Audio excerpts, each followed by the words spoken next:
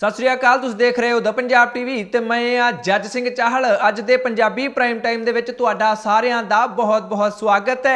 Punjabi prime time दे विच गल करांगे किसानां दे ऐलान दी, जिस विच उन्हां ने काली दिवाली मनाउण दा ऐलान कर दिता है। कैप्टन सरकार ने अजिहा किहड़ा नोटिफिकेशन जारी कर दिता है जिस तो बाद एक बार फिर तो सूबे अते केंद्र विचाले तलवारां तणदियां दिखाई दिंदियां ने। बीजेपी ने केंद्र सरकार दे कोल पहुंच क्यों कीती है? नवजोत सिंह सिद्धू ਅਤੇ आम आदमी पार्टी की बुद्धि ते रवनीत सिंह बिट्टू ने सवाल क्यों चुक दिते ने? बार्डर खुलवाओ किसान बचाओ नां दी मुहिम पंजाब दे विच जोर फड़दी दिखाई दिंदी है। केंद्र सरकार दे वल्लों पंजाब दे एक होर हक ते डाका मारन दी कोशिश की जा रही है, जिस तो पहला ही पंजाब दे विच धरनियां दा दौर शुरू हो चुका है। तुहानूं सारी जानकारी दिंने आ बिहार चोणां दे विच की बणिया है उस बारे भी तुहानूं जानकारी दिंने आ, पर सब तो पहला किसानी अंदोलन तो शुरुआत करते हाँ।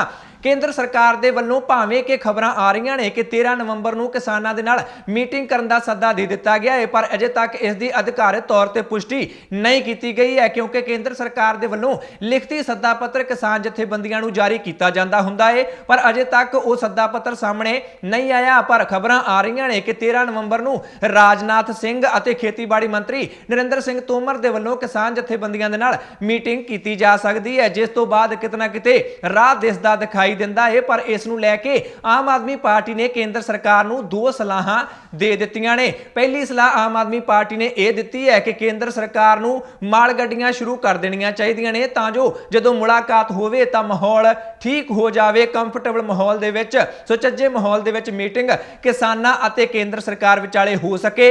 दूजी सलाह आम आदमी पार्टी ने केंद्र सरकार नूं यह दित्ती है कि जिहड़ा धोखा पिछली मीटिंग दे विच दित्ता गया सी, मंत्री पहुंचे ही नहीं सन, इस वार वो धोखा किसानां नूं नहीं दिता जाना चाहिए। ये दो सलाहां आम आदमी पार्टी ने केंद्र सरकार नूं दित्तियां ने, पर पिछली वार वाला धोखा नहीं मिलेगा इसकी काफ़ी गुंजाइश दिख रही है, क्योंकि राजनाथ सिंह अते नरेंद्र सिंह तोमर ने आप ये गल कबूली है कि इस बार किसान जथेबंदियां दे नाल वो खुद मीटिंग करनगे अते पंजाब भाजपा दे लीडर भी उन्हां दे नाल जाणगे। पर काली दिवाली मनाउण दा ऐलान पंजाब दे विच किसानां वल्लों कीता गया है। उस दे विच किसान की करनगे? कहिंदे ने कि अपने घरां ते गड्डियां ते अपने कपड़ियां ते काले रंग दे तुसीं झंडे लाउणे ने, जेकर कपड़े पाउणे ने तां काले पाउणे ने, गड्डियां ते भी तुसीं काले झंडे ला सकदे हो। आपो अपने घरां दे उत्ते जिन्ने भी पंजाब दे हितैषी ने किसानां ने पंजाब दे सारे लोकां नूं अपील कीती है कि आपो अपने घरां ते तुसीं काले झंडे लाओ, तां जो केंद्र सरकार नूं दस्सिया जा सके कि खेती कानूनां नूं पंजाब स्वीकार नहीं कर रहा है। असीं इस वार किसी भी तरह की दिवाली नहीं मनावांगे, काली दिवाली मनावांगे, कोई जश्न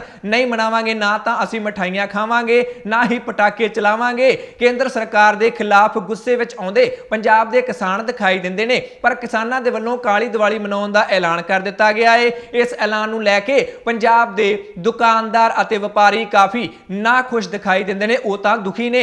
दुकानदार कहिंदे ने कि पहलां करोना दे करके लॉकडाउन लगा रहा, साडा काम उदों भी खराब हो गया सी, खत्म ही हो गया सी। हुण दिवाली करोना दे करके असीं समान 20% तैयार कीता सी, पर लगदा है कि वो भी साडा दुकानां दे विच पिया रह जाना है, क्योंकि केंद्र सरकार किसानां दी गल नहीं सुन रही है ते सारा पंजाब ही केंद्र सरकार के खिलाफ खड़ा है। किसानां ने काली दिवाली मनाउण दा ऐलान कर दिता है। आम लोग भी इस वेले किसानां दे नाल ने, इस करके लग रहा है कि वो भी ज़्यादा खरीददारी नहीं करनगे अते साडा समान नहीं विकेगा। दुकानदार दुखी हुंदे दिखाई दिंदे ने। अगली खबर दे वल वधदे हां, जिहड़ी कि किसानी अंदोलन दे नाल ही जुड़ी हुई है। सुखपाल सिंह खैरा ने अज भाजपा दी केंद्र सरकार ते नवे वार कीते ने। वो कहिंदे ने कि केंद्र सरकार दे वल्लों इस तरह का रवैया अख्तियार किया गया है जिवें कि पंजाब भारत का हिस्सा ही ना होवे, जानबुझ के बदले की भावना दे नाल काम कीते जा रहे ने। जबकि लोकतंत्र दे विच जदों सरकारां कोई कानून बनाउंदियां ने, जेकर किसी नूं वो कानून पसंद ना होण तां उस दे वल्लों रोस प्रदर्शन कीते जांदे ने। बाद विच सरकार उन्हां दे नाल गलबात करदी है ते मसले नूं सुलझा लिया जांदा है, पर केंद्र दी भाजपा सरकार होर ही रस्ते तुर पई है। वो कहिंदे ने कि जिहड़े कानून असीं बनाए ने तुसीं उन्हां नूं मन्नो ही मन्नो, जेकर ना मन्नोगे तो तुहाडे तों असीं बदला लवांगे अते माल गड्डियां रोक के पंजाब दा पैसा रोक के उन्हां ने अजिहा ही कीता है। पर नाल दी नाल हुण पंजाब दे विच एक नवीं मंग भी उठदी दिखाई दिंदी है, जिस नूं कि सुखपाल सिंह खैरा ने भी चुक दिता है। सुखपाल सिंह खैरा कहिंदे ने कि लैंड लॉकड स्टेट है पंजाब, मतलब आसे पासे जाण लई किसी भी राह नहीं है पंजाब दे कोल। जेकर जाना है तो जमीनी रस्ते राही ही पंजाब जा सकता है, व्यापार करने लई कोई भी रस्ता पंजाब दे कोल नहीं है। इस करके भारत की सरकार नूं पाकिस्तान वाला रूट ਖੋਲ ਦੇਣਾ ਚਾਹੀਦਾ ਹੈ, ਪਾਕਿਸਤਾਨ ਵਾਲਾ ਵਪਾਰਕ ਬਾਰਡਰ ਖੋਲ ਦੇਣਾ ਚਾਹੀਦਾ ਹੈ ਤਾਂ ਜੋ ਪੰਜਾਬ ਆਪਣੀਆਂ ਜਿਣਸਾਂ ਵੇਚ ਸਕੇ ਪਾਕਿਸਤਾਨ, ਉਸ ਤੋਂ ਅਗਲੇ ਦੇਸ਼ ਜਿਹੜੇ ਅਫਗਾਨਿਸਤਾਨ, ਈਰਾਨ ਤੱਕ ਪੰਜਾਬ ਆਪਣੀਆਂ ਚੀਜ਼ਾਂ ਵੇਚ ਸਕਦਾ ਹੈ। ਜਿਹੜੀਆਂ ਚੀਜ਼ਾਂ ਸਾਨੂੰ ਬਾਹਰੋਂ ਮੰਗਵਾਉਣੀਆਂ ਪੈਂਦੀਆਂ ਨੇ ਉਹ ਵੀ ਆਸਾਨੀ ਨਾਲ ਆ ਜਾਣਗੀਆਂ ਜਾਂ ਫਿਰ ਅਸੀਂ ਆਪ ਪੈਦਾ ਕਰਕੇ ਬਾਹਰ ਵੀ ਵੇਚ ਸਕਦੇ ਹਾਂ। ਇੱਕੋ ਇੱਕ ਤਰੀਕਾ ਹੈ ਪੰਜਾਬ ਦੀ ਤਰੱਕੀ ਦਾ। ਸੁਖਪਾਲ ਸਿੰਘ ਖਹਿਰਾ ਦੇ ਅਨੁਸਾਰ ਕਿ ਵਪਾਰਕ ਬਾਰਡਰ ਪਾਕਿਸਤਾਨ ਦਾ ਖੋਲ ਦੇਣਾ ਚਾਹੀਦਾ ਹੈ ਤਾਂ ਜੋ ਹੋਰਨਾਂ ਦੇਸ਼ਾਂ ਤੱਕ ਵੀ ਪੰਜਾਬ ਆਪਣਾ ਮਾਲ ਐਕਸਪੋਰਟ ਕਰ ਸਕੇ ਅਤੇ ਉਧਰੋਂ ਵੀ ਕੱਚਾ ਮਾਲ ਮੰਗਵਾ ਸਕੇ। ਪੰਜਾਬ ਫੇਰ ਹੀ ਤਰੱਕੀ ਕਰ ਸਕਦਾ ਹੈ ਕਿਉਂਕਿ ਸੁਖਪਾਲ ਸਿੰਘ ਖਹਿਰਾ ਦੇ ਅਨੁਸਾਰ ਕੇਂਦਰ ਸਰਕਾਰ ਪੰਜਾਬ ਦੇ ਪ੍ਰਤੀ ਸਹੀ ਰਵੱਈਆ ਨਹੀਂ ਅਖਤਿਆਰ ਕਰ ਰਹੀ ਹੈ। ਇਹੀ ਨਹੀਂ, ਪਿਛਲੀਆਂ ਸਰਕਾਰਾਂ ਵੀ ਜਿੰਨੀਆਂ ਕੇਂਦਰ ਵਿੱਚ ਬਣੀਆਂ ਨੇ ਪੰਜਾਬ ਦੇ ਪ੍ਰਤੀ ਉਹਨਾਂ ਦਾ ਰਵੱਈਆ ਠੀਕ ਨਹੀਂ ਰਿਹਾ। ਇਸ ਕਰਕੇ ਪੰਜਾਬ ਨੂੰ ਆਪਣੇ ਵਪਾਰ ਪੱਖੋਂ ਆਤਮ ਨਿਰਭਰ ਹੋਣ ਦੇ ਲਈ ਬਾਰਡਰ ਖੁੱਲਣਾ ਬਹੁਤ ਜ਼ਰੂਰੀ ਹੈ। ਇਸ ਤੋਂ ਇਲਾਵਾ ਸੁਖਪਾਲ ਸਿੰਘ ਖਹਿਰਾ ਤੋਂ ਇਲਾਵਾ ਸ਼੍ਰੋਮਣੀ ਅਕਾਲੀ ਦਲ ਅੰਮ੍ਰਿਤਸਰ ਜਿਹੜੀ ਕਿ ਸਿਮਰਨਜੀਤ ਸਿੰਘ ਮਾਨ ਦੀ ਪਾਰਟੀ ਹੈ, ਉਹਨਾਂ ਨੇ ਪੰਜਾਬ ਦੇ ਵਿੱਚ ਬਾਰਡਰ ਖੁਲਵਾਓ ਕਿਸਾਨ ਬਚਾਓ ਨਾਂ ਦੀ ਮੁਹਿੰਮ ਸ਼ੁਰੂ ਕਰ ਦਿੱਤੀ ਹੈ, ਜਿਸ ਦੇ ਤਹਿਤ ਸ਼੍ਰੋਮਣੀ ਅਕਾਲੀ ਦਲ ਅੰਮ੍ਰਿਤਸਰ ਦੇ ਵੱਲੋਂ ਹੁਸੈਨੀ ਵਾਲਾ ਬਾਰਡਰ ਤੇ ਇੱਕ ਰੈਲੀ ਕੀਤੀ ਗਈ ਹੈ। ਬਾਰਡਰ ਖੁਲਵਾਓ ਕਿਸਾਨ ਬਚਾਓ ਨਾਂ ਦੀ ਰੈਲੀ ਕੀਤੀ ਗਈ ਹੈ, ਜਿਸ ਵਿੱਚ ਸ਼੍ਰੋਮਣੀ ਅਕਾਲੀ ਦਲ ਅੰਮ੍ਰਿਤਸਰ ਦੇ ਇਹ ਲੀਡਰ ਕਹਿੰਦੇ ਨੇ ਕਿ ਇੱਕੋ ਇੱਕ ਰਾਹ ਹੀ ਬਚ ਗਿਆ। ਜਿਵੇਂ ਸੁਖਪਾਲ ਸਿੰਘ ਖਹਿਰਾ ਕਹਿ ਰਹੇ ਨੇ ਉਹੀ ਗੱਲ ਸ਼੍ਰੋਮਣੀ ਅਕਾਲੀ ਦਲ ਮਾਨ ਅੰਮ੍ਰਿਤਸਰ ਦੇ ਲੀਡਰ ਵੀ ਕਹਿੰਦੇ ਦਿਖਾਈ ਦਿੰਦੇ ਨੇ ਕਿ ਕੇਂਦਰ ਦੀਆਂ ਸਰਕਾਰਾਂ, ਭਾਰਤ ਸਰਕਾਰਾਂ ਪੰਜਾਬ ਦੇ ਪ੍ਰਤੀ ਸੁਹਿਰਦ ਨਹੀਂ, ਇਸ ਕਰਕੇ ਸਾਨੂੰ ਇਹ ਬਾਰਡਰ ਖੋਲ ਦਿਓ ਤਾਂ ਜੋ ਅਸੀਂ ਬਾਕੀ ਦੇਸ਼ਾਂ ਵਿੱਚ ਆਪਣਾ ਮਾਲ ਵੇਚ ਸਕੀਏ, ਵਪਾਰ ਕਰ ਸਕੀਏ ਅਤੇ ਆਪਣਾ ਕੰਮ ਅਸੀਂ ਆਪ ਚਲਾ ਸਕੀਏ। ਕਿਉਂਕਿ ਜਦੋਂ ਤੋਂ ਆਜ਼ਾਦੀ ਮਿਲੀ ਹੈ ਉਸ ਤੋਂ ਬਾਅਦ ਪੰਜਾਬ ਦਿਨੋਂ ਦਿਨ ਗਰਕਦਾ ਹੀ ਜਾਂਦਾ ਹੈ। ਖਾਸ ਤੌਰ ਤੇ ਜੇਕਰ ਵਪਾਰ ਦੀ ਗੱਲ ਕੀਤੀ ਜਾਵੇ ਤਾਂ ਵਪਾਰ ਪੱਖੋਂ ਪੰਜਾਬ ਖਤਮ ਹੀ ਹੁੰਦਾ ਜਾਂਦਾ ਹੈ। ਸੁਖਪਾਲ ਸਿੰਘ ਖਹਿਰਾ ਵੀ ਕਹਿੰਦੇ ਨੇ ਕਿ ਕੇਂਦਰ ਸਰਕਾਰਾਂ ਆਸੇ-ਪਾਸੇ ਵਾਲੇ ਸੂਬਿਆਂ ਨੂੰ ਰਿਆਇਤਾਂ ਦੇ ਦਿੰਦੀਆਂ ਨੇ, ਉਹਨਾਂ ਰਿਆਇਤਾਂ ਨੂੰ ਦੇਖ ਕੇ ਪੰਜਾਬ ਦੀ ਇੰਡਸਟਰੀ ਵੀ ਦੂਜੇ ਸੂਬਿਆਂ ਵਿੱਚ ਚਲੀ ਜਾਂਦੀ ਹੈ ਤੇ ਪੰਜਾਬ ਦੇ ਨਾਲ ਜਿਹੜਾ ਵਿਤਕਰੇ ਵਾਲਾ ਰਵੱਈਆ ਕੇਂਦਰ ਸਰਕਾਰ ਵੱਲੋਂ ਕੀਤਾ ਜਾਂਦਾ ਉਸ ਦਾ ਨੁਕਸਾਨ ਇੱਕ ਵਾਰ ਫਿਰ ਤੋਂ ਪੰਜਾਬ ਨੂੰ ਹੋ ਜਾਂਦਾ ਹੈ। ਜੇਕਰ ਤੁਹਾਨੂੰ ਜਾਣਕਾਰੀ ਦੇਣ ਦੀ ਕੋਸ਼ਿਸ਼ ਕਰੀਏ ਤਾਂ ਜਦੋਂ ਸ਼੍ਰੀ ਕਰਤਾਰਪੁਰ ਸਾਹਿਬ ਦਾ ਲਾਂਘਾ 1 ਸਾਲ ਪਹਿਲਾਂ ਖੁੱਲਾ ਸੀ, ਉੱਥੇ ਨਵਜੋਤ ਸਿੰਘ ਸਿੱਧੂ ਨੇ ਵੀ ਭਾਸ਼ਣ ਦਿੱਤਾ ਸੀ ਤਾਂ ਉਹਨਾਂ ਨੇ ਵੀ ਪਾਕਿਸਤਾਨ ਦੇ ਪ੍ਰਧਾਨ ਮੰਤਰੀ ਇਮਰਾਨ ਖਾਨ ਨੂੰ ਬਾਰਡਰ ਖੋਲਣ ਦੀ ਮੰਗ ਕੀਤੀ ਸੀ। ਉਹਨਾਂ ਨੇ ਕਿਹਾ ਸੀ, ਉਹਨਾਂ ਦੇ ਸ਼ਬਦ ਸਨ, ਬਾਰਡਰ ਖੋਲੋ ਭਾਜੀ, ਬਾਰਡਰ ਖੋਲੋ, ਲਾਂਘਾ ਤਾਂ ਖੋਲ ਦਿੱਤਾ ਹੈ ਪਰ ਵਪਾਰਕ ਬਾਰਡਰ ਵੀ ਖੋਲੇ ਜਾਣੇ ਚਾਹੀਦੇ ਨੇ। ਨਵਜੋਤ ਸਿੰਘ ਸਿੱਧੂ ਹੁਣ ਵੀ ਪੰਜਾਬ ਦੇ ਵਿੱਚ ਵੀ ਜਦੋਂ ਕੋਈ ਰੈਲੀ ਕਰਦੇ ਨੇ ਤਾਂ ਇਸ ਗੱਲ ਦਾ ਜ਼ਿਕਰ ਜ਼ਰੂਰ ਕਰਦੇ ਨੇ ਕਿ ਪੰਜਾਬ ਅਤੇ ਪਾਕਿਸਤਾਨ ਦਾ ਵਪਾਰਕ ਬਾਰਡਰ ਖੁੱਲਣਾ ਚਾਹੀਦਾ ਹੈ ਤਾਂ ਜੋ ਬਾਕੀ ਦੇਸ਼ਾਂ ਤੱਕ, ਈਰਾਨ ਤੱਕ ਪੰਜਾਬ ਆਪਣਾ ਵਪਾਰ ਕਰ ਸਕੇ। ਇਸ ਦੇ ਨਾਲ ਹੀ ਪੰਜਾਬ ਦਾ ਕੋਈ ਨਾ ਕੋਈ ਛੁਟਕਾਰਾ ਹੋਏਗਾ। ਸਵਾਲ ਅਸੀਂ ਤੁਹਾਡੇ ਤੋਂ ਦਾ ਪੰਜਾਬ ਟੀਵੀ ਦੇ ਦਰਸ਼ਕਾਂ ਤੋਂ, ਪੰਜਾਬ ਦੇ ਲੋਕਾਂ ਤੋਂ ਪੁੱਛਣਾ ਚਾਹੁੰਦੇ ਹਾਂ ਕਿਉਂਕਿ ਮਸਲਾ ਬਹੁਤ ਵੱਡਾ ਹੈ। ਇਹ ਲੀਡਰ ਇਹ ਦਾਅਵਾ ਕਰ ਰਹੇ ਨੇ ਕਿ ਇਸ ਤੋਂ ਬਿਨਾਂ ਪੰਜਾਬ ਦਾ ਛੁਟਕਾਰਾ ਨਹੀਂ ਹੈ। ਪੰਜਾਬ ਇੱਕ ਵਾਰ ਫਿਰ ਤੋਂ ਤਰੱਕੀ ਦੀ ਲੀਹ ਤੇ ਉਨੀ ਦੇਰ ਤੱਕ ਨਹੀਂ ਆ ਸਕਦਾ ਜਿੰਨੀ ਦੇਰ ਤੱਕ ਪਾਕਿਸਤਾਨ ਦੇ ਵਪਾਰਕ ਬਾਰਡਰ ਪੰਜਾਬ ਦੇ ਨਹੀਂ ਖੁੱਲ ਜਾਂਦੇ। ਸਵਾਲ ਤੁਹਾਡੇ ਤੋਂ ਪੁੱਛ ਲੈਣਾ ਚਾਹੁੰਦੇ ਹਾਂ ਕਿ ਕੀ ਤੁਸੀਂ ਇਸ ਮੰਗ ਦੇ ਨਾਲ ਸਹਿਮਤ ਹੋ ਕਿ ਪਾਕਿਸਤਾਨ ਦੇ ਨਾਲ ਵਪਾਰਕ ਬਾਰਡਰ ਪੰਜਾਬ ਦਾ ਖੁੱਲ ਜਾਣਾ ਚਾਹੀਦਾ ਹੈ ਤਾਂ ਹੀ ਪੰਜਾਬ ਇੱਕ ਵਾਰ ਫਿਰ ਤੋਂ ਤਰੱਕੀ ਕਰ ਸਕਦਾ ਹੈ। ਜੋ ਵੀ ਤੁਹਾਡੀ ਰਾਏ ਹੈ ਇਸ ਖਬਰ ਤੇ ਕਮੈਂਟ ਕਰਕੇ ਆਪਣੀ ਰਾਏ ਖੁੱਲ ਕੇ ਬੇਬਾਕ ਹੋ ਕੇ ਜ਼ਰੂਰ ਦਿਓ। ਅਗਲੀ ਖਬਰ ਦੇ ਵੱਲ ਵਧਦੇ ਹਾਂ। ਜੇਕਰ ਗੱਲ ਨਵਜੋਤ ਸਿੰਘ ਸਿੱਧੂ ਦੀ ਚੱਲੀ ਹੈ, ਪੰਜਾਬ ਦੀ ਖੁਦਮੁਖਤਿਆਰੀ ਦੀ ਚੱਲੀ ਹੈ, ਪੰਜਾਬ ਦੀ ਤਰੱਕੀ ਦੀ ਚੱਲੀ ਹੈ ਤਾਂ ਰਵਨੀਤ ਸਿੰਘ ਬਿੱਟੂ ਇੱਕ ਵਾਰ ਫਿਰ ਤੋਂ ਉਹਨਾਂ ਲੋਕਾਂ ਨੂੰ ਜਵਾਬ ਦਿੰਦੇ ਦਿਖਾਈ ਦਿੰਦੇ ਨੇ, ਮਤਲਬ ਨਵਜੋਤ ਸਿੰਘ ਸਿੱਧੂ ਅਤੇ ਆਮ ਆਦਮੀ ਪਾਰਟੀ ਨੂੰ ਜਵਾਬ ਦਿੰਦੇ ਦਿਖਾਈ ਦਿੰਦੇ ਨੇ ਜਿਹੜੇ ਕਿ ਇਸ ਵੇਲੇ ਖੁਦਮੁਖਤਿਆਰੀ ਦੀਆਂ ਗੱਲਾਂ ਕਰਦੇ ਦਿਖਾਈ ਦਿੰਦੇ ਨੇ। ਨਵਜੋਤ ਸਿੰਘ ਸਿੱਧੂ ਵੀ ਕਹਿ ਰਹੇ ਨੇ ਕਿ ਪੰਜਾਬ ਸਰਕਾਰ ਨੂੰ ਆਪ ਹੀ ਆਪਣੇ ਦਮ ਤੇ ਪੰਜਾਬ ਦੇ ਕਿਸਾਨਾਂ ਨੂੰ ਫਸਲਾਂ ਤੇ MSP ਦੇਣੀ ਚਾਹੀਦੀ ਹੈ। ਆਮ ਆਦਮੀ ਪਾਰਟੀ ਵੀ ਕੈਪਟਨ ਸਰਕਾਰ ਨੂੰ ਕਹਿ ਰਹੀ ਹੈ ਕਿ ਪੰਜਾਬ ਸਰਕਾਰ ਆਪ ਹੀ MSP ਦੇ ਦੇਵੇ। ਰਵਨੀਤ ਸਿੰਘ ਬਿੱਟੂ ਦਾ ਇੱਕ ਨਵਾਂ ਬਿਆਨ ਸਾਹਮਣੇ ਆਇਆ ਹੈ। ਉਹ ਕਹਿੰਦੇ ਨੇ ਕਿ ਇਹਨਾਂ ਲੀਡਰਾਂ ਦੀ ਬੁੱਧੀ ਨੂੰ ਪਤਾ ਨਹੀਂ ਕੀ ਹੋ ਗਿਆ ਹੈ। ਨਵਜੋਤ ਸਿੰਘ ਸਿੱਧੂ ਅਤੇ ਆਮ ਆਦਮੀ ਪਾਰਟੀ ਦਾ ਨਾਮ ਲਏ ਬਿਨਾ ਉਹਨਾਂ ਨੇ ਇਹ ਗੱਲ ਆਖੀ ਹੈ। ਉਹ ਕਹਿੰਦੇ ਨੇ ਕਿ ਇਹਨਾਂ ਲੋਕਾਂ ਦੀ ਬੁੱਧੀ ਨੂੰ ਪਤਾ ਨਹੀਂ ਕੀ ਹੋ ਗਿਆ ਹੈ, ਇਹ ਤਾਂ ਸੰਭਵ ਹੀ ਨਹੀਂ ਹੈ। ਪੰਜਾਬ ਆਪਣੇ ਆਪ ਆਪਣੇ ਕਿਸਾਨਾਂ ਨੂੰ MSP ਨਹੀਂ ਦੇ ਸਕਦਾ ਹੈ। ਆਖਰ ਕਹਿਣਾ ਕੀ ਹੈ ਰਵਨੀਤ ਸਿੰਘ ਬਿੱਟੂ ਦਾ, ਉਹਨਾਂ ਦਾ ਛੋਟਾ ਜਿਹਾ ਬਿਆਨ ਵੀ ਤੁਹਾਨੂੰ ਸੁਣਾ ਦਿੰਦੇ ਆ ਤਾਂ ਜੋ ਕਲੀਅਰ ਹੋ ਸਕੇ ਕਿ ਉਹ ਕਹਿਣਾ ਕੀ ਚਾਹੁੰਦੇ ਨੇ। ਇੱਥੇ ਕਈ ਐਸੇ ਮੋਰਚੇ ਲੱਗੇ ਹੋਏ ਸੀ ਕਿਸਾਨਾਂ ਤੋਂ ਇਲਾਵਾ, ਕਿਸਾਨਾਂ ਨੇ ਕਦੇ ਗੱਲ ਨਹੀਂ ਇਹ ਕੀਤੀ, ਪਰ ਕਈ ਮੋਰਚੇ ਐਸੇ ਲੱਗੇ ਸੀ, ਕਈ ਲੀਡਰ ਵੀ, ਮੈਂ ਤਾਂ ਓਪਨਲੀ ਇਹ ਉਹਨਾਂ ਦੀ ਨਿੰਦਿਆ ਕੀਤੀ ਸੀ ਵੀ ਉਹ ਖੁਦ ਮੁਖਤਿਆਰੀ ਦੀਆਂ ਗੱਲਾਂ ਕਰਦੇ ਸੀ, ਖੁਦ MSP ਦੇਣ ਦੀ ਗੱਲ ਕਰਦੇ ਸੀ, ਖੁਦ ਇਹੋ ਜਿਹੀਆਂ ਗੱਲਾਂ ਕਰਦੇ ਜਿਹੜੀਆਂ ਕਿ ਪੋਸੀਬਲ ਨਹੀਂ। ਸਾਡੇ ਕੋਲ ਤਾਂ ਪੰਜਾਬ ਦਾ ਇਹ ਹਾਲਾਤ ਨੇ ਵੀ ਸਾਡੇ ਕੋਲ ਤਾਂ ਤਨਖਾਹਾਂ ਦੇਣ ਨੂੰ ਹਾਲਾਤ ਨੇ ਜਿਹੜੇ ਉਹ ਔਖੇ ਹੋਏ ਪਏ ਆ। ਰਵਨੀਤ ਸਿੰਘ ਬਿੱਟੂ ਦੇ ਇਸ ਬਿਆਨ ਤੋਂ ਇਹ ਗੱਲ ਬਿਲਕੁਲ ਸਾਫ਼ ਹੈ। ਉਹ ਕਹਿਣਾ ਚਾਹੁੰਦੇ ਨੇ ਕਿ ਪੰਜਾਬ ਦੇ ਕੋਲ ਇੰਨਾ ਪੈਸਾ नहीं है। ਅਤੇ ਇਹ ਗੱਲ ਦਾ ਜਵਾਬ ਰਵਨੀਤ ਸਿੰਘ ਬਿੱਟੂ ਦੀ ਇਸ ਗੱਲ ਦਾ ਜਵਾਬ ਇਹ ਦੋਨੋਂ ਧਿਰਾਂ ਪਹਿਲਾਂ ਹੀ ਦੇ ਚੁੱਕੀਆਂ ਨੇ। ਨਵਜੋਤ ਸਿੰਘ ਸਿੱਧੂ ਅਤੇ ਆਮ ਆਦਮੀ ਪਾਰਟੀ ਇਹਨਾਂ ਦੋਨਾਂ ਨੇ ਕੈਪਟਨ ਸਰਕਾਰ ਦੀ ਇਸ ਗੱਲ ਦਾ ਇਸ ਦਲੀਲ ਦਾ ਜਵਾਬ ਦਿੱਤਾ ਹੈ ਕਿ ਪੰਜਾਬ ਦੇ ਕੋਲ ਪੈਸਾ ਵਾਧੂ ਹੋ ਸਕਦਾ ਹੈ। ਜਿੰਨੇ ਵੀ ਮਾਫੀਏ ਪੰਜਾਬ ਦੇ ਵਿੱਚ ਚੱਲਦੇ ਨੇ, ਭਾਵੇਂ ਉਹ land mafia, send mafia, cable mafia, transport mafia, ਸ਼ਰਾਬ ਮਾਫੀਆ, ਜਿੰਨੇ ਵੀ ਮਾਫੀਏ ਚੱਲਦੇ ਨੇ, ਜੇਕਰ ਉਹਨਾਂ ਨੂੰ ਪੰਜਾਬ ਦੇ ਵਿੱਚੋਂ ਖਤਮ ਕਰ ਦਿੱਤਾ ਜਾਵੇ ਅਤੇ ਸਾਰਾ ਕੁਝ ਸਹੀ ਢੰਗ ਨਾਲ ਚੱਲੇ, ਸਾਰਾ ਪੈਸਾ ਪੰਜਾਬ ਸਰਕਾਰ ਦੇ ਖਜ਼ਾਨੇ ਦੇ ਵਿੱਚ ਆਵੇ, ਤਾਂ ਪੰਜਾਬ ਦੇ ਕੋਲ ਇੰਨਾ ਪੈਸਾ ਇਕੱਠਾ ਹੋ ਸਕਦਾ ਹੈ ਕਿ ਪੰਜਾਬ ਸਰਕਾਰ ਆਪਣੇ ਕਿਸਾਨਾਂ ਨੂੰ ਆਪ ਹੀ MSP ਦੇ ਸਕਦੀ ਹੈ। ਪਰ ਰਵਨੀਤ ਸਿੰਘ ਬਿੱਟੂ ਨੂੰ ਅਜਿਹਾ ਨਹੀਂ ਲੱਗਦਾ। ਉਹ ਕਹਿੰਦੇ ਨੇ ਕਿ ਜੇਕਰ ਮਾਫੀਆ ਰੋਕ ਵੀ ਲਵਾਂਗੇ ਤਾਂ ਕੁਝ ਕੁ ਪੈਸਾ ਹੀ ਆਉਣਾ ਹੈ, ਉਹਨਾਂ ਪੈਸਾ ਫਿਰ ਵੀ ਨਹੀਂ ਆਉਣਾ ਜਿੰਨੇ ਪੈਸੇ ਨਾਲ ਪੰਜਾਬ ਦੇ ਕਿਸਾਨਾਂ ਨੂੰ MSP ਦਿੱਤੀ ਜਾਣੀ ਹੈ। ਰਵਨੀਤ ਸਿੰਘ ਬਿੱਟੂ ਨੂੰ ਤਾਂ ਖੁਦ ਮੁਖਤਿਆਰੀ ਸ਼ਬਦ ਤੋਂ ਵੀ ਕਾਫੀ ਚਿੜ ਹੈ। ਉਹ ਕਹਿੰਦੇ ਨੇ ਕਿ ਕਿਉਂ ਭਾਰਤ ਸਾਡਾ ਹੈ, ਸਾਨੂੰ ਖੁਦ ਮੁਖਤਿਆਰੀ ਨਹੀਂ ਚਾਹੀਦੀ, ਅਸੀਂ ਭਾਰਤ ਦਾ ਹੀ ਹਿੱਸਾ ਹਾਂ, ਅਸੀਂ ਕੁਰਬਾਨੀਆਂ ਦੇ ਕੇ ਭਾਰਤ ਲਿਆ ਹੈ, ਆਜ਼ਾਦ ਕਰਵਾਇਆ ਹੈ, ਫਿਰ ਅਸੀਂ ਅਜਿਹੀਆਂ ਗੱਲਾਂ ਕਿਉਂ ਕਰਦੇ ਹਾਂ ਜਿਹੜੀਆਂ ਕਿ ਦੇਸ਼ ਦੇ ਨਾਲੋਂ ਨਾਤਾ ਤੋੜਨ ਵਾਲੀਆਂ ਨੇ। ਸਾਡੇ ਲੀਡਰਾਂ ਨੂੰ ਅਜਿਹੀਆਂ ਗੱਲਾਂ ਨਹੀਂ ਕਰਨੀਆਂ ਚਾਹੀਦੀਆਂ, ਕਿਉਂਕਿ ਨਵਜੋਤ ਸਿੰਘ ਸਿੱਧੂ ਵੀ ਅੱਜ ਕੱਲ੍ਹ ਅਜਿਹੀਆਂ ਗੱਲਾਂ ਹੀ ਕਰਦੇ ਦਿਖਾਈ ਦਿੰਦੇ ਨੇ ਕਿ ਪੰਜਾਬ ਨੂੰ ਆਪਣੇ ਪੈਰਾਂ ਤੇ ਖੜਾ ਹੋਣਾ ਚਾਹੀਦਾ ਹੈ, ਆਪਣੇ ਫੈਸਲੇ ਆਪ ਲੈਣੇ ਚਾਹੀਦੇ ਨੇ, ਆਪਣੇ ਲੋਕਾਂ ਦਾ ਭਲਾ ਆਪ ਕਰਨਾ ਚਾਹੀਦਾ ਹੈ, ਕੇਂਦਰ ਸਰਕਾਰ ਦੇ ਮੂੰਹ ਵੱਲ ਨਹੀਂ ਵੇਖਣਾ ਚਾਹੀਦਾ। ਇਸ ਦਾ ਜਵਾਬ ਰਵਨੀਤ ਸਿੰਘ ਬਿੱਟੂ ਦਿੰਦੇ ਦਿਖਾਈ ਦਿੰਦੇ ਨੇ।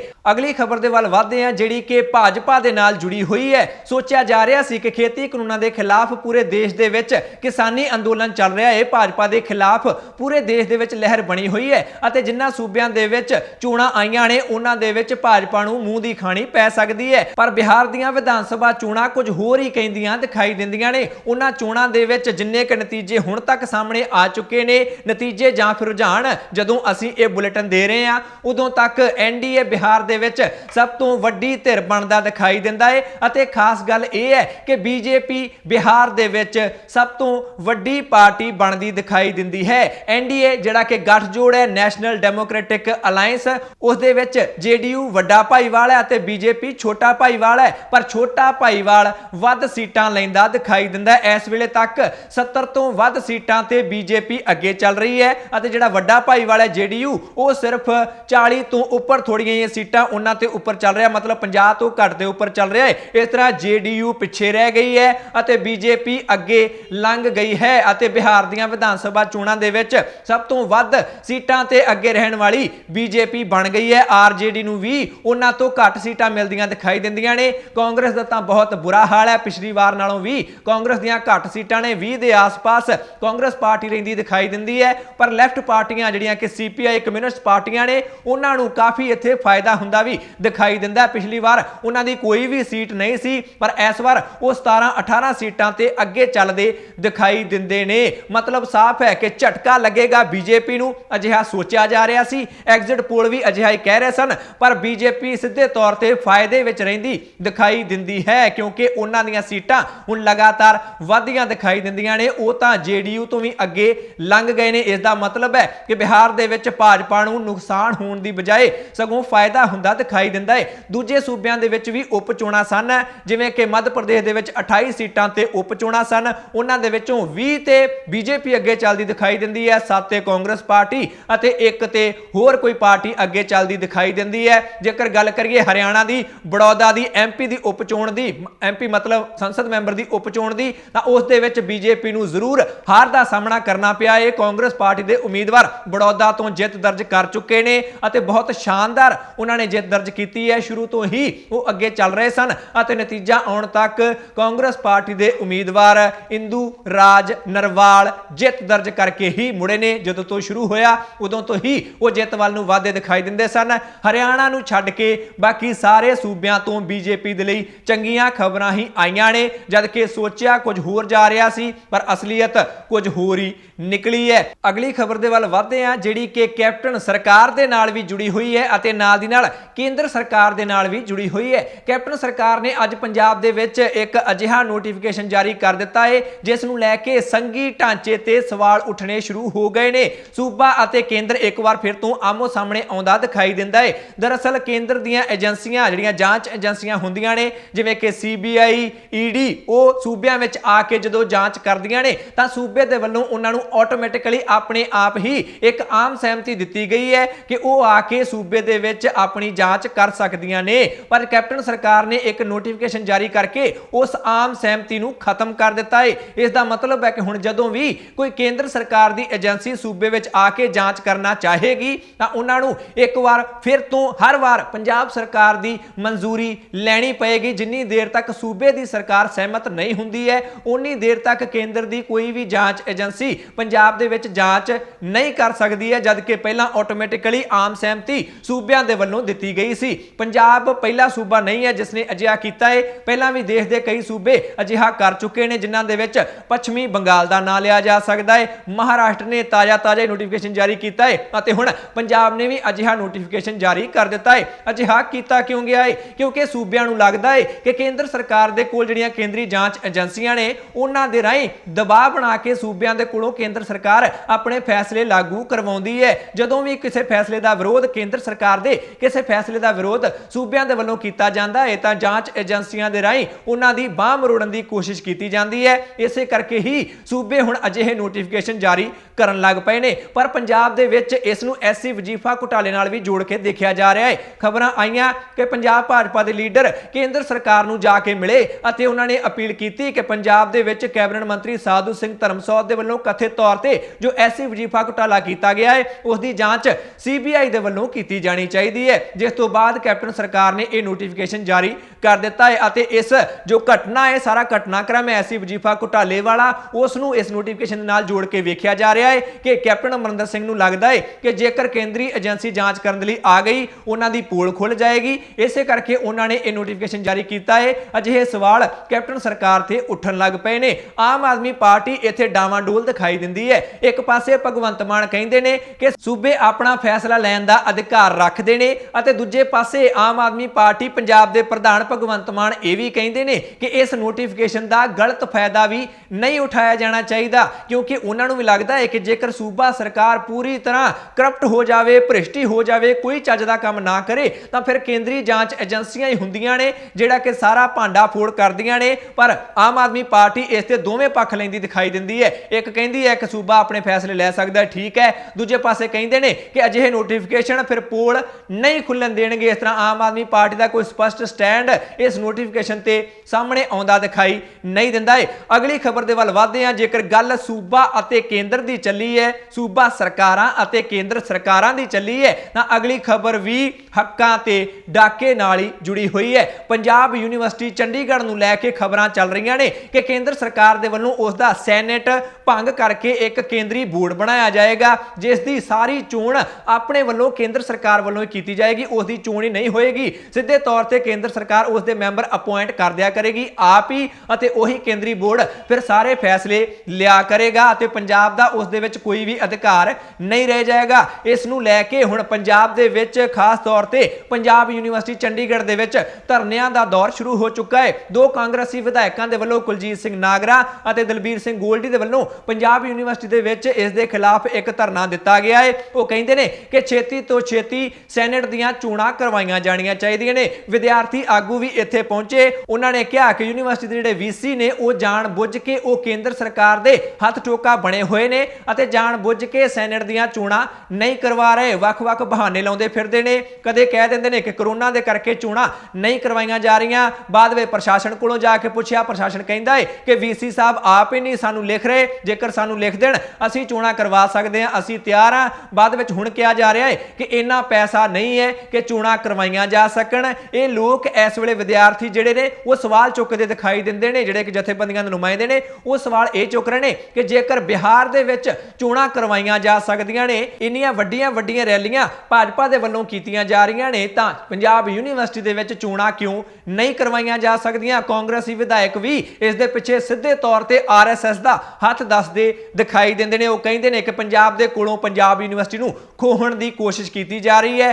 ਅਤੇ ਸਾਰੀਆਂ ਚੀਜ਼ਾਂ ਕੇਂਦਰ ਸਰਕਾਰ ਆਪਣੇ ਕੋਲ ਹੀ ਰੱਖਣਾ ਚਾਹੁੰਦੀ ਹੈ, ਜਿਸ ਦੀ ਨਿੰਦਾ ਕਰਦੇ ਕਾਂਗਰਸੀ ਵਿਧਾਇਕ ਇੱਥੇ ਵਿਖਾਈ ਦਿੱਤੇ। ਸੋ ਇਹ ਸਨ ਕੁਝ ਉਹ ਖਬਰਾਂ ਜੋ ਤੁਹਾਡੇ ਤੱਕ ਪਹੁੰਚਾਉਣੀਆਂ ਬਹੁਤ ਜ਼ਰੂਰੀ ਸਨ। ਇਹਨਾਂ ਖਬਰਾਂ ਵਿੱਚੋਂ ਕਿਸੇ ਖਬਰ ਬਾਰੇ ਜਾਂ ਫਿਰ ਪੰਜਾਬੀ ਪ੍ਰਾਈਮ ਟਾਈਮ ਬਾਰੇ ਤੁਹਾਡੀ ਕੋਈ ਵੀ ਰਾਏ ਜਾਂ ਸੁਝਾਅ ਹੈ ਤਾਂ ਕਮੈਂਟ ਕਰਕੇ ਆਪਣੀ ਰਾਏ ਜ਼ਰੂਰ ਦਿਓ। YouTube ਤੇ ਜੇਕਰ ਤੁਸੀਂ ਰੋਜ਼ਾਨਾ ਪੰਜਾਬੀ ਪ੍ਰਾਈਮ ਟਾਈਮ ਦੇਖਣਾ ਚਾਹੁੰਦੇ ਹੋ ਤਾਂ ਚੈਨਲ ਨੂੰ ਸਬਸਕ੍ਰਾਈਬ ਕਰ ਲਓ, ਬੈਲ ਵਾਲਾ ਬਟਨ ਜ਼ਰੂਰ ਦਬਾ ਲੈਣਾ ਅਤੇ ਜੇਕਰ ਪੰਜਾਬੀ ਪ੍ਰਾਈਮ ਟਾਈਮ ਰਹੇ ਹੋ, ਤੁਸੀਂ ਫੇਸਬੁੱਕ ਤੇ ਰੋਜ਼ਾਨਾ ਵੇਖਣਾ ਚਾਹੁੰਦੇ ਹੋ ਤਾਂ ਫੇਸਬੁੱਕ ਤੇ ਦ ਪੰਜਾਬ ਟੀਵੀ ਦਾ ਪੇਜ ਲਾਈਕ ਕਰ ਲਓ। ਮੈਂ ਜੱਜ ਸਿੰਘ ਚਾਹਲ ਅਗਲੀ ਵਾਰ ਫਿਰ ਹਾਜ਼ਰ ਹੋਵਾਂਗਾ। ਤੁਸੀਂ ਦੇਖਦੇ ਰਹੋ ਦ ਪੰਜਾਬ ਟੀਵੀ, ਹਰ ਖਬਰ ਦਾ ਸੱਚ।